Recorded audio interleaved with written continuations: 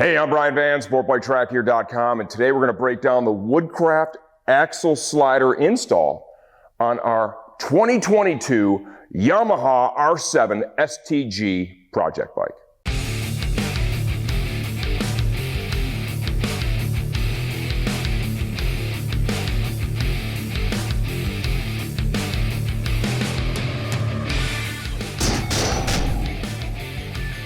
Axle sliders. What are they and who needs them? What are these things supposed to do? Looks like it's going to make changing the tire a whole lot harder. If you're a racer or a track day guy, that's no good.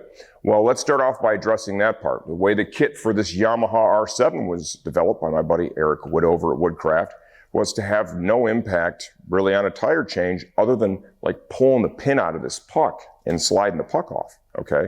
So very intuitive design. We're going to show you on the rear how it literally has no impact on the tire change. So it's not going to add any time or any drama to that. If you're a track rider, that is really important. What are these supposed to do? They're supposed to protect the swing arm or the fork bottom in the event of a crash. We've been using these for the last couple of seasons on Max Band's Moto America Kawasaki Ninja 400 bike. And based on the ones that are on the old chassis, right, that are half worn out, they clearly contact the ground, and they have, what I believe, they've done their job and helped preserve damage to the fork tube, right, the fork bottom, which is super nice. So I think this is a worthwhile mod for a lot of riders. It's going to help here on the R7, to protect that. There can be other little fringe benefits, you kind of get, it could help maybe with the exhaust. You get a fixed rear set on here. We had some other rear sets, some Woodcrafts on here previously. We got another set we're installing, so they're off now. So it just kind of changes the contact points, and along with your frame sliders, can really go a long way to protecting your bike. This is something you could do if you're a street rider, right? And helping tip overs too, or a track rider. I think this mod kind of goes either way. These kits come complete with very clear instructions. Woodcraft actually puts a lot of time into this. I mean, where they feel that torque specs are necessary, they're going to go ahead and include that. They're going to talk about thread locker. They do a really good job with these. Even if you're going to use this video as a guide, use this as a reference too, right? Remember, I've been doing this stuff for a long time, so there's some stuff that I might do or bypass that works for me, but supplement with the instructions. They put a lot of time and effort into them for a reason. Tools that we used on this. Only because I wanted to go ahead and pull the axle and show you that it didn't change the rear axle removal. I've got it up on a rear stand now. I've got a 1/2-inch ratchet. Got a rear axle socket. I hate to admit this, but this one is actually 1 1/16. This is a standard size socket that fits great on that nut. I forget what that translates to in metric. Don't hate me for that. You could just Google it and figure it out yourself. You will, after installing the axle sliders, you'll go from being able to use a shallow well, which is the reason I'm using this right now, because I don't believe I have the deep in metric at this size, a shallow well socket, to having to have a deep well because it changes the distance a little bit on the axle nut side.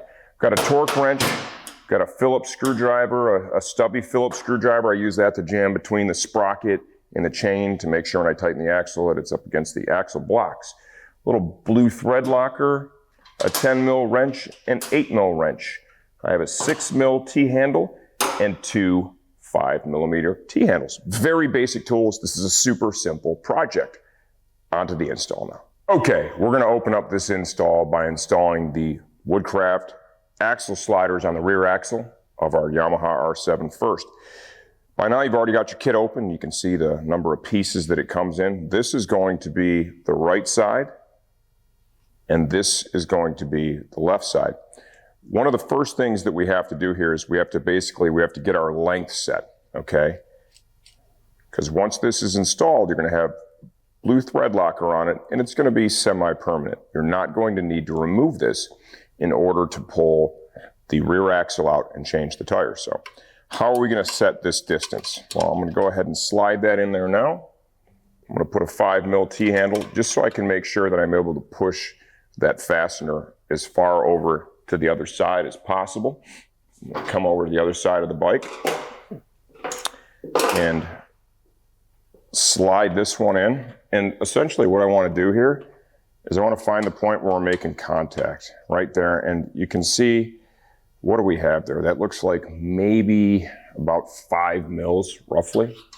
So now that we know that, let's go ahead and pull this out. I'm going to go ahead and just make sure that jam nut is making contact with this aluminum sleeve that is threaded. And then I'm going to go ahead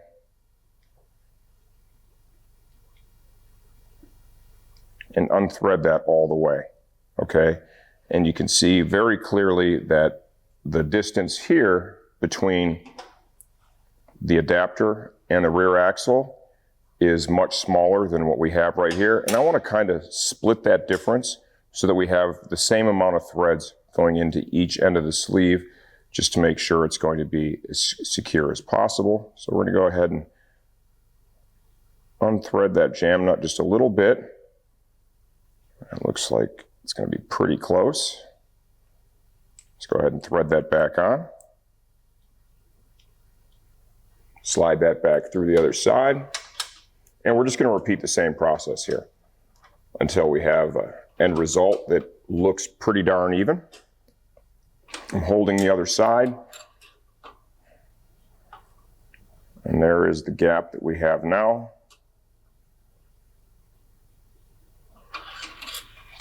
Let's pull this out, just kind of take one more look. You could go as far as measuring that if you want to.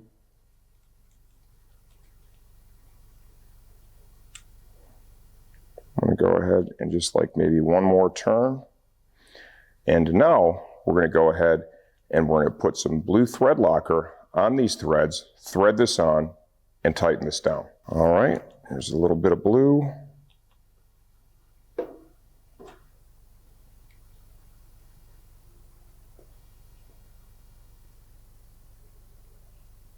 Go ahead and thread that on. I'm just going to grab a rag real quick. And now we're going to tighten the jam nut. That's an 8mm wrench on the sleeve. This is a 10mm wrench here on the jam nut. Go ahead and get that snugged up. You don't need to go crazy with this, just enough torque that it's going to hold it. Okay, now we can go ahead and we can slide this through the axle again. Okay, I'm going to slide a T-handle in it so I'm able to push through. And then we're going to go ahead and we're going to coat the threads.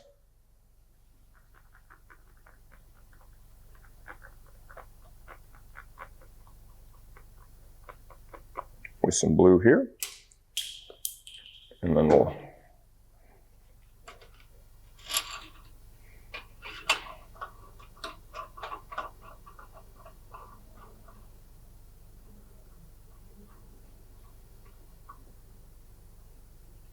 okay, so now what we need to do is we want to make sure that we have this straight up and down the hole through this adapter, as well as the adapter on the other side having that hole straight up and down. So how we're going to get there is we're going to come over to this side. I'm going to drop this screwdriver that I have through there. I'm going to use that to hold this, okay? It's really going to help me get that nice and straight. Then we'll come back over to the right side of the bike. Make sure this one looks straight.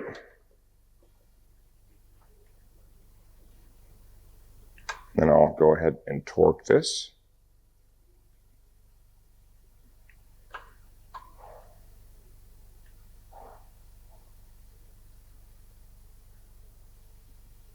All right, that feels good.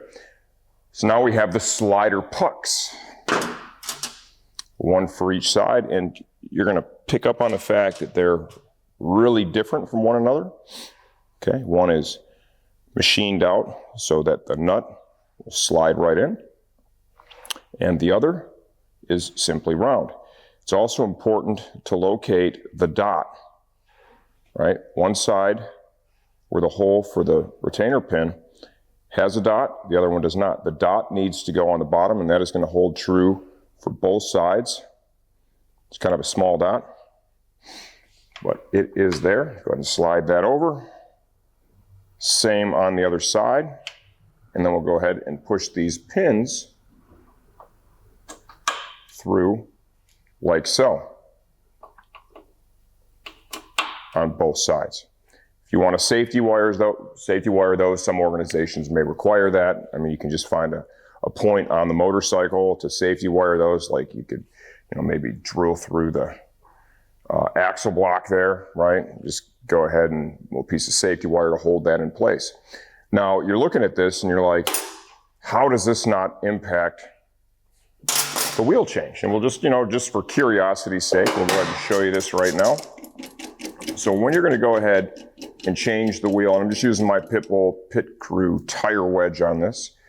So we're going to go ahead and remove your rear wheel. And this would be the same for the front. I'm not going to pull the front axle off because I don't feel like it. But go ahead and pull your pin, pull your puck. Your axle nut is over here on the left side of the bike. You're going to need a deep well socket now because remember, you're not taking this out. Go ahead and break that axle nut loose.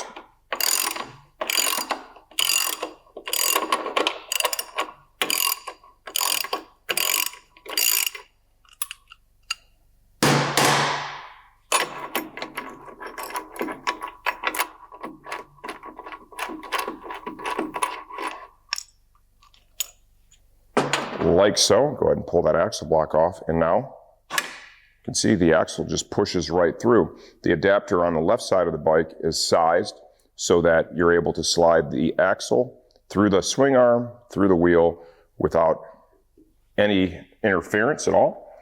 So reinstallation,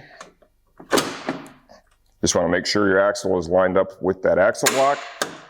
It's in the groove, so you're not even going to mess with the orientation of the slider pucks. They're going to be in the exact same spot they were before. Probably driving Lucas nuts right now. I keep walking in front of the camera. It's like, dude, where are you going?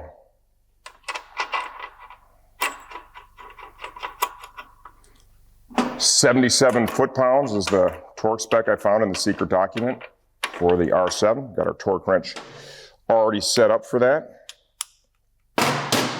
One little trick that I like to use is I like to make sure that the axle is firmly against the adjuster blocks. So just grab one of these short Phillips screwdrivers I have. I like to just stick it in between the sprocket and the chain, rotate it, put pressure on it, and then we'll get to our 77 foot-pounds. Then we can move on to the front of the bike. This is it's a slick design, and it's in the front, it's going to be the same thing, where you're able to remove the axle, change the tire without, and always make sure, and this is to retain this pin. You always have to make sure, because they're machined differently here, that the dot is on the bottom. Because I'm old and I can't see like I used to. I'm probably going to make that dot a little bit bigger just so it's more visible, right? So there you have it. There is the rear. When we come back, we're going to be up front installing the axle slider kit on the front. Okay, now we're on to the front of the motorcycle. This is a little bit different. Obviously, front and rear axle are different, so your setup here is going to be different. This is your left side of the bike. It's going to slide into the axle. And this is right side of the bike will slide into the axle. When that axle is being unthreaded, okay, this side is the side that's going to pass through the forks and pass through the wheel. And you can already see, right, this was designed, and you can see the difference right there in size. This was designed to just pass right through and not interfere with anything that you're doing there, so you're going to be able to leave these in place. There is another piece that ultimately ends up sliding over the adapter on this side that installs on top of the inner adapter, and then you'll go ahead and slide your puck over it. So the pucks on the front axle slider kit end up being the same in the end. So to install this one is going to be a little bit easier than the other side. We're going to start off by putting a little thread locker on this bolt.